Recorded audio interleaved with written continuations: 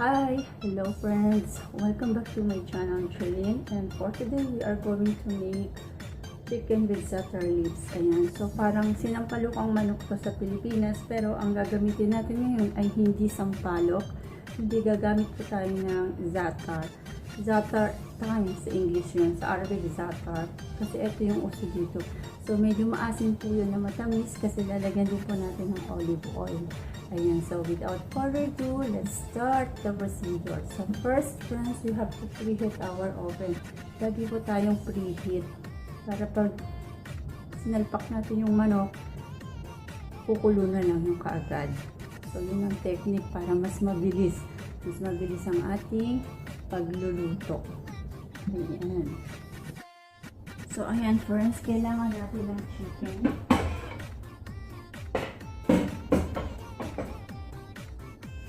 So this is it.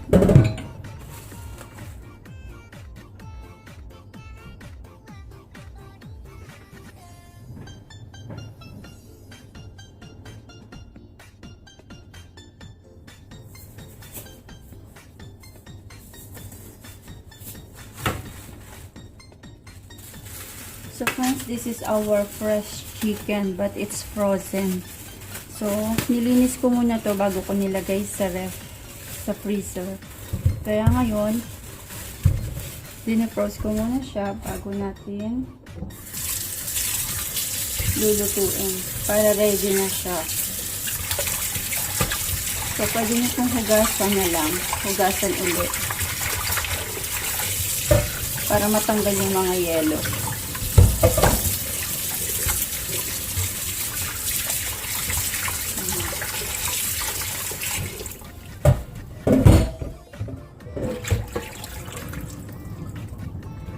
So friends, this is our fresh chicken.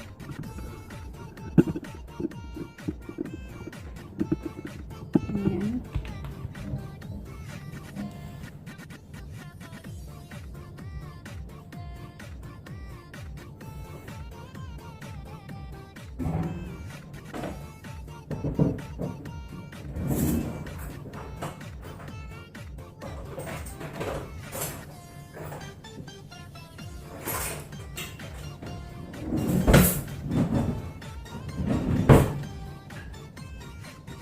To peel some fresh potatoes.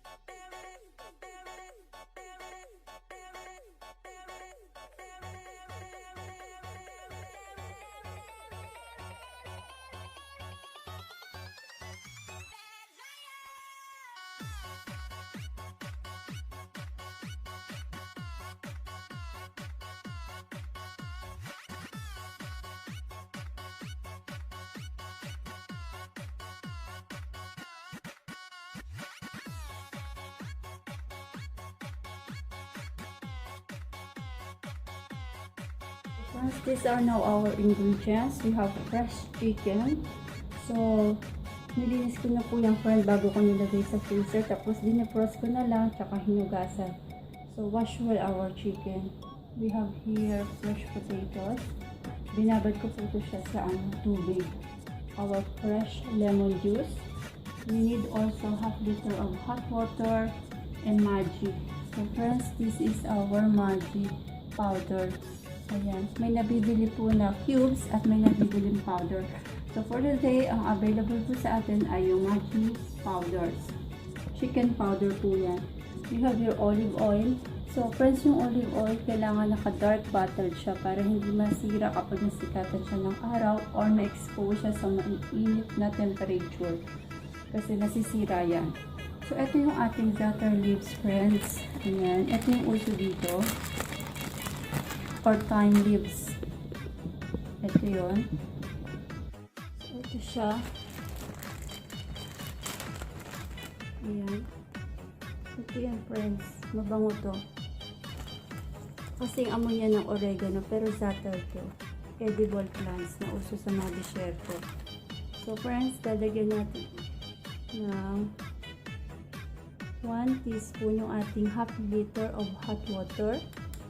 Then another 1 teaspoon. So bali 1 big spoon yan. Mix it well. Kung mayroon po kayong fresh na chicken cubes or chicken broth soup, pwede rin po yung gamitin. Now, we have to add all our mixtures. Paghalo-halo po natin ito. So, friends, ito, estimate lang natin yan. Huwag natin damihan kasi magiging mapakla. So, we have to pour lemon juice. Ayan. We have to pour ours. Ayan. Ito yung ating olive oil. So, lagyan natin ng olive oil para medyo matamis. And then, friends, our potatoes. Mix it. So, friends, pwede nyo tikman yung sabaw. Kung gusto nyo ng maasim, dagdagan nyo ng lemon. So, ayan. Ang ating mixture. Ito na. Tatakpan natin yan.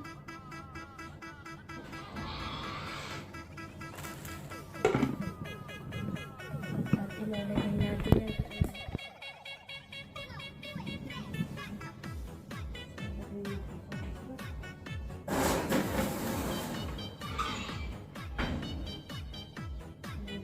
At hintayin natin ng 1 hour na lumambot lahat ng mga ingredients.